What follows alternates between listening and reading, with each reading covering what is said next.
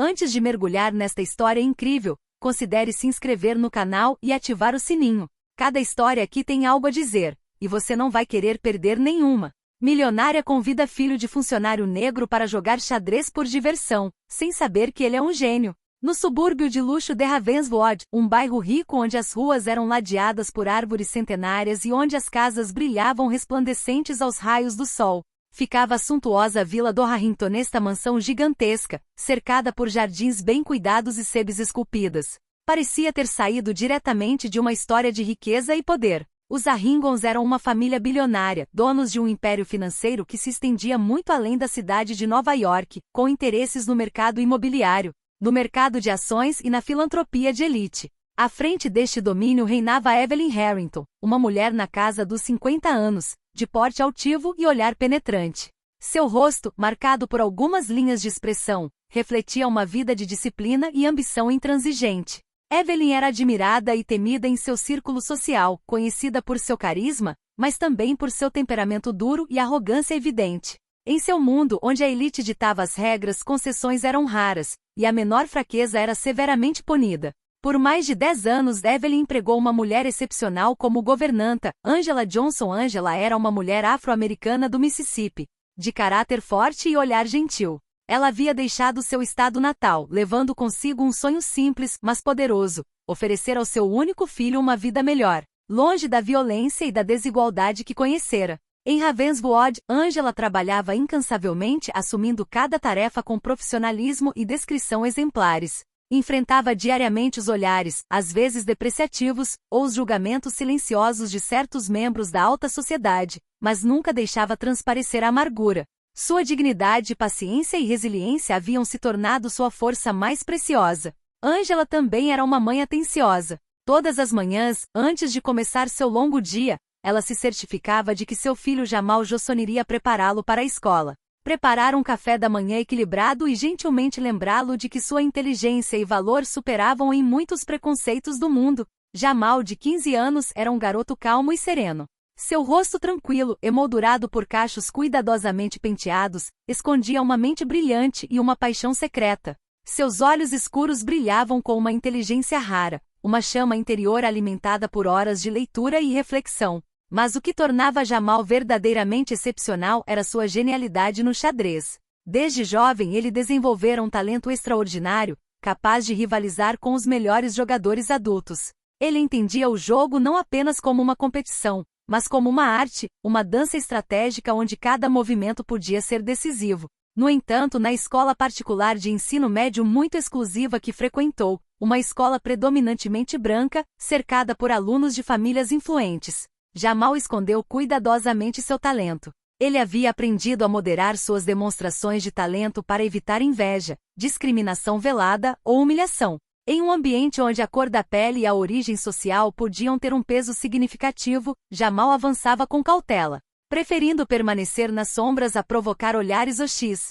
No entanto, na privacidade de seu quarto, ele praticava por horas, devorando livros de xadrez, analisando as partidas dos grandes mestres, sonhando em um dia poder mostrar ao mundo do que era capaz, não apenas para si mesmo, mas também para sua mãe, para todos aqueles que tiveram que lutar para deixar sua marca. Naquela tarde de sexta-feira, sob um céu claro e brilhante, a mansão Harrington fervilhava de atividades incomuns. Evelyn decidirá oferecer uma recepção privada, uma pequena reunião com seus amigos mais influentes, figuras importantes dos negócios, das finanças e da alta sociedade nova-iorquina. Cada detalhe do evento fora cuidadosamente planejado para refletir seu prestígio. Garçons em elegantes uniformes preto e branco circulavam silenciosamente entre os convidados, carregando bandejas de prata cheias de taças de champanhe dourado. O murmúrio das conversas se concentrava nas últimas tendências do mercado de ações, aquisições imobiliárias e perspectivas econômicas, criando uma atmosfera ao mesmo tempo discreta e cosmopolita. Em meio a esse cenário suntuoso, Angela Johnson se esforçou para cumprir sua missão com a discrição de um anjo da guarda. Silenciosa, mas atenta, ela serviu champanhe e garantiu que tudo estivesse perfeito. Seu olhar encontrou de seu filho Jamal, que estava sentado ali perto, com a expressão sombria, tentando desaparecer no fundo como uma sombra discreta. Jamal sabia que esse tipo de noite não era para ele, que seu mundo estava em outro lugar. na biblioteca da escola ou diante de um tabuleiro de xadrez desgastado. De repente, no decorrer de uma conversa, Evelyn, ostentando um sorriso zombeteiro e um brilho de travessura nos olhos, falou com aquele toque de condescendência que lhe era característico.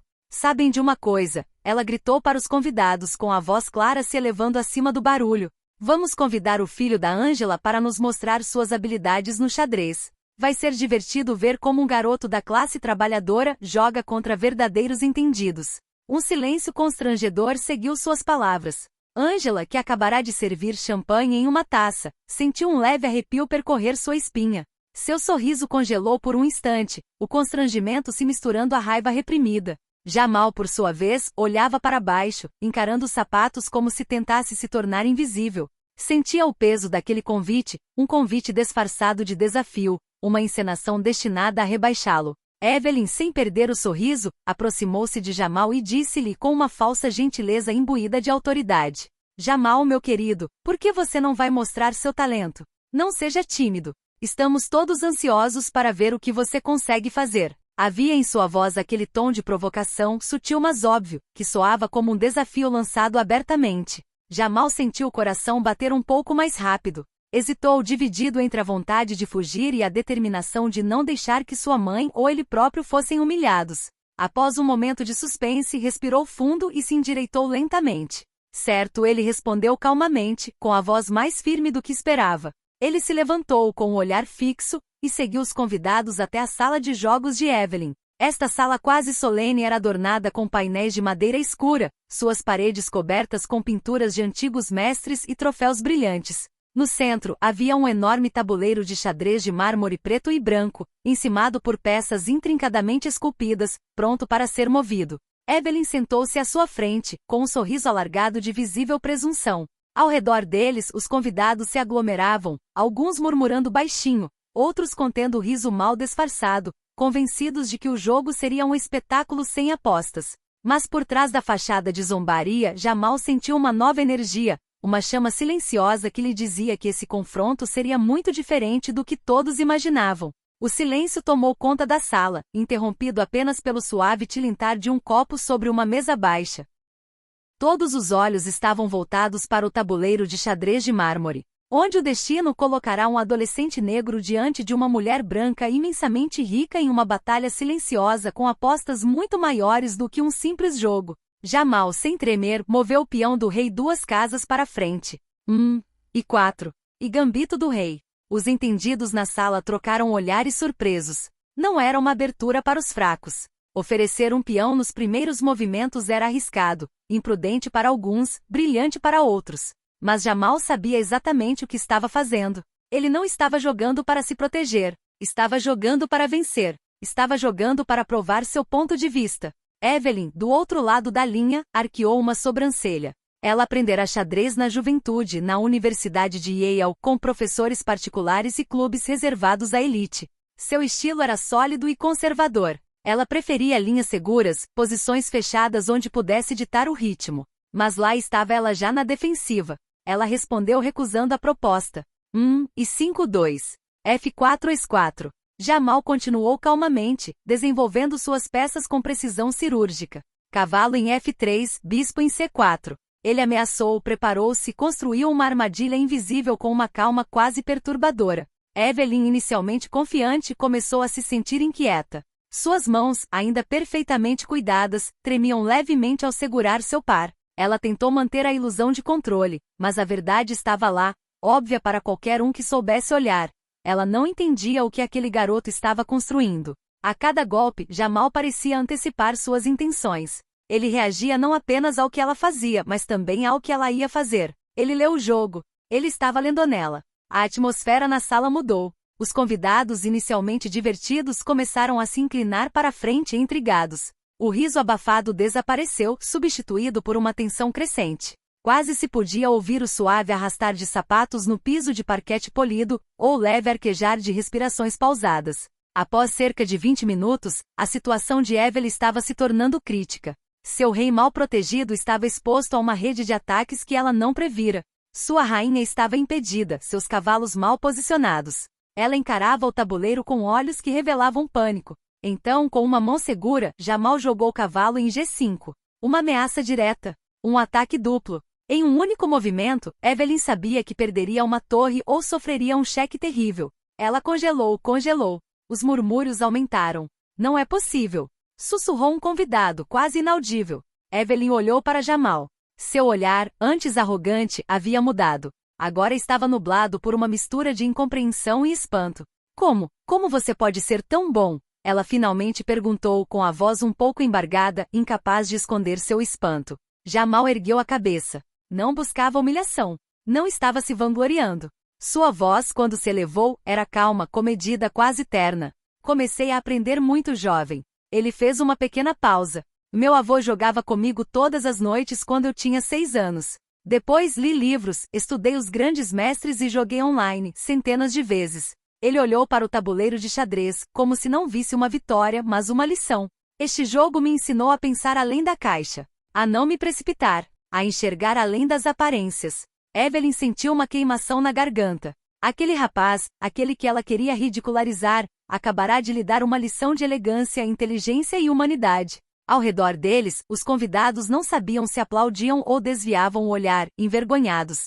Em menos de 20 minutos, o destino do jogo estava selado. Jamal, com uma confiança que contrastava com sua juventude, deu sua última tacada, um movimento simples e implacável. Rainha em H5. Checkmate. O rei de Evelyn, encurralado e cercado, não pôde mais escapar da sentença. As poucas peças que lhe restavam nada podiam fazer contra a elegante brutalidade daquela manobra. Um silêncio ensurdecedor caiu sobre a sala. Até o tilintar dos copos havia cessado. Todos os convidados olhavam para o tabuleiro de xadrez paralisados, incrédulos. Não era apenas uma derrota. Era uma demonstração. Uma sinfonia silenciosa tocada por um garoto que a maioria deles nem havia notado ao entrar. Evelyn, porém, permaneceu imóvel, olhando para o tampo de mármore. Seus dedos tremiam levemente, roçando em uma peça que não teria mais utilidade. Seus lábios se abriram, mas nenhum som saiu por vários segundos. Finalmente, num sussurro rouco, quase infantil, ela sussurrou: "Você venceu." Mas não era apenas o jogo que ele vencera. Era uma luta maior, uma luta mais antiga. Uma luta de olhares de desprezo, julgamentos silenciosos, humilhações disfarçadas. Jamal não havia levantado a voz. Ele não havia protestado. Ele simplesmente peças e neste gesto, ele derrotou a arrogância com a graça do gênio. Num canto da sala, Angela, que até então se mantivera ereta, profissional, quase invisível, sentiu algo crescer dentro de si. Uma onda cálida. Um sopro de justiça. Uma emoção profunda entrelaçada entre orgulho, gratidão e anos de silêncio. Seus olhos se encheram de lágrimas, mas ela não chorou. Simplesmente encontrou o olhar do filho, que sem dizer uma palavra, a compreendeu. Tudo estava ali entre eles. Um dos convidados, um empresário chamado Ricardo Templeton, pigarreou. O homem, normalmente sarcástico e distante, estava visivelmente abalado. Aproximou-se de Jamal, olhando com uma mistura de respeito e humildade. "Você é realmente um gênio, Jamal. Nunca vi ninguém tocar com tanta clareza e calma na sua idade." Outros assentiram. Alguns, que até então zombavam dele, baixaram os olhos, desconfortáveis. Estavam errados. Todos eles julgaram-no como Evelyn, não por suas habilidades, mas por sua aparência, por suas origens, pelo que ele representava aos seus olhos. Evelyn, ainda sentada, curvou a cabeça. Ela, a rainha daquela casa, a mulher que ditava as regras, viu-se subitamente destituída de autoridade. Pela primeira vez em muito tempo, ela não estava mais no controle da narrativa. Uma verdade explodiu em seu rosto. Ela havia subestimado um jovem, não por quem ele era, mas por quem ele era, de onde ele veio. E essa verdade a queimou. Ela finalmente olhou para Jamal. Ele não a encarava com triunfo nem com ódio. Não precisava bater mais nela. Sua calma era uma resposta em si. Sua dignidade, uma vitória. Angela então deu um passo à frente, colocando delicadamente a mão no ombro do filho. E naquele gesto simples tudo se revelou. A transmissão, o amor, a força silenciosa das mães que criam reis nas sombras. Naquele dia, em uma sala decorada com ouro e poder, foi um garoto negro de 15 anos, modesto, quieto, mas brilhante, que redefiniu a grandeza. Os dias que se seguiram àquela tarde inesquecível na Vila Harrington foram marcados por uma mudança sutil, mas real. Evelyn Harrington, uma mulher até então conhecida por seu orgulho e distância gélida, começou a adotar uma atitude diferente. Não houve pedidos de desculpas públicos nem declarações grandiloquentes. Não. Para ela, a mudança assumiu a forma de gestos discretos, mas significativos. Ela começou convocando Angela em seu escritório, não para lhe dar ordens, mas para ouça ele pela primeira vez desde que a contratara. Evelyn ofereceu-lhe uma xícara de chá e a convidou a se sentar, quebrando a barreira invisível entre patroa e funcionária. Foi um momento estranho, quase surreal para Angela. Mas ela entendeu, algo havia sido tocado em Evelyn, talvez rompido. E o mais importante, Evelyn se aproximou de Jamal. Ela se ofereceu, sinceramente dessa vez, para financiá-lo. Aulas particulares com o mestre de xadrez internacional, mestre Andrei Volkov, um ex-campeão soviético que vivia em Nova York.